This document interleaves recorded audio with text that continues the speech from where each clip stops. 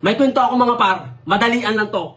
Ay dinabalitaan nyo ni Mang Tomas, nakasya doon yung 500, pang Nutsubina, buong pamilya. Ay di ngayon si Mang Tomas ay tinawag ngayon si Richie. Richie, ika nga dito. Ay di palakat agad ng takbo si Richie. Ay di inutusan ni Mang Tomas si Richie na bumili sa palengke. Richie, bumili ka nga ng paborito natin na ham at saka isang pagite.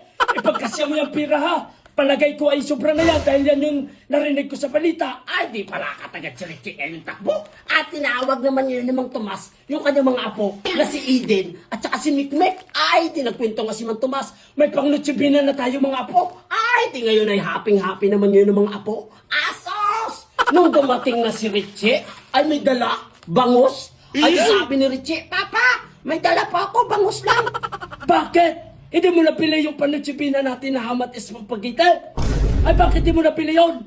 Ay, di mamagkasya papa ang 500. Ay, magkano agad ang kilo ng ham?